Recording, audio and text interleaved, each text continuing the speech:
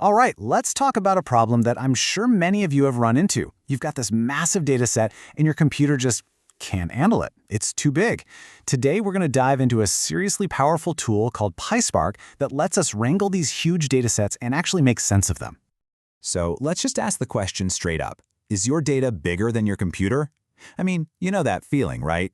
You try to open some giant CSV file and your laptop just starts screaming.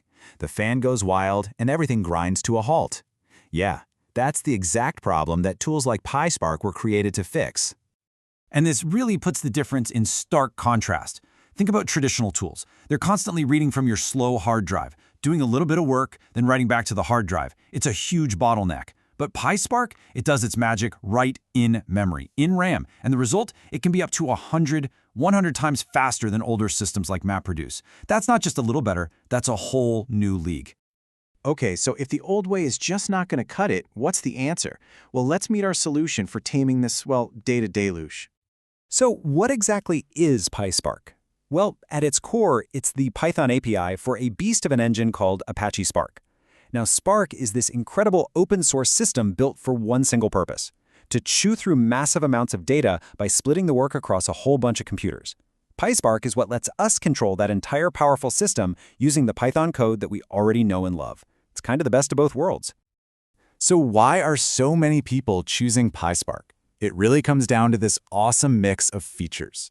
First, you've got scalability, meaning it can handle truly gigantic data sets. Then there's that insane speed we talked about. But for me, the real kicker is the ease of use. I mean, you're just writing Python. It's super familiar. On top of that, it's fault tolerant. So if one computer in your cluster goes down, your whole job doesn't just die. And finally, there's a huge ecosystem of other tools built on top of it for machine learning, real-time data streaming, you name it. But how does it all work, under the hood? It's actually pretty cool. You have your main program. That's the driver. It's the boss. The driver talks to a cluster manager, which is basically the air traffic controller for all the computers in your network. The manager then hands out the actual jobs to the executors. These are the worker bees, the machines that actually get their hands dirty and do the heavy lifting. All right, now for the really cool part. Let's talk about the secret sauce that makes PySpark so fast and efficient. It really boils down to two key ideas: lazy evaluation and data frames. Okay, this concept, lazy evaluation, is genuinely brilliant. Here's the deal. PySpark is, it's lazy. In a good way.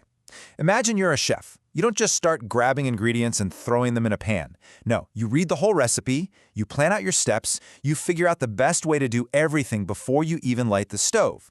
That's exactly what PySpark does. It takes all your commands, all your data transformations, and builds a complete optimized plan of attack first. And this is what that flow looks like. You tell Spark, hey, filter this data for me. Spark says, got it, and just writes that down in its plan. Then you say, okay, now just select these specific columns.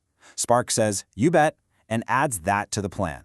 Notice, nothing has actually happened yet. It's all just a blueprint. It's only when you finally say, okay, now show me the results, that's an action, that Spark looks at the whole plan, optimizes it, and executes everything all at once. The second piece of this speed puzzle is the data frame. Now, Spark used to have this thing called an RDD, which was a bit more low level. But these days, it's all about the data frame. Why? Because it organizes your data into columns with names, just like a table or a spreadsheet. And because it's so structured, Spark's internal brain, its optimizer, can look at your plan and figure out the absolute fastest way to get it done. Honestly, for pretty much everything you're going to do, data frames are the way to go. Okay, that's enough theory. Let's make this real. We're going to walk through a super simple workflow to see how all these pieces fit together. So step one is always getting your data loaded up. You have to start somewhere, right? In this case, we're just creating a data frame from a basic list of data. This becomes our starting point, our main table that we're going to transform. Okay, next up, let's apply a transformation. Let's say we only care about people older than 25. So we use a filter. Now remember what we just talked about? Lazy evaluation? This is it in action. All we've done is add a note to our plan. We haven't actually filtered a single row of data yet. And we can keep chaining these transformations. Let's add another one. This time, we'll create a whole new column called group based on some rule. And again, all we're doing is adding another line to the blueprint. The plan is getting richer, but the machines are still powered down.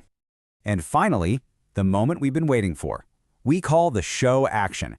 This is the big green Go button. This tells Spark, okay, I'm done planning. Look at everything I asked for, creating the data, filtering it, adding that new column. Figure out the best way to do it, and run the whole thing. This single action brings our entire plan to life. So that was a simple example, but believe me, we've only just scratched the surface. Let's take a quick peek at some of the more advanced things you can do with PySpark. You know, data is almost never in one neat file.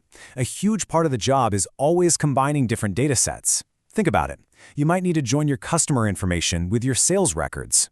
Well, PySpark has incredibly powerful tools to do just that. And it can do it efficiently, even when you're working with tables that have billions, with a B, of rows. And let's be real. Real-world data is messy. It's just a fact. It's never clean. PySpark gives you a whole toolbox to deal with it. You can handle missing values, get rid of duplicates, fix data types, do all sorts of complex text manipulation. It's basically everything you need to do that data janitor work, but at a massive scale. And finally, once you really get going, there are some pro-level tricks to squeeze out every last bit of performance. You can do things like caching data that you use over and over again so Spark doesn't have to recalculate it. You can intelligently partition your data across the cluster. And you can use super efficient file formats like Parquet. These are the kinds of techniques that really make your jobs fly. So, we've seen how PySpark combines raw distributed power with some really clever optimizations to let us tackle problems that used to seem impossible. And that leaves me with one final question for you. With this kind of power at your fingertips, what's a big, complex problem that was once totally out of reach that you could solve now?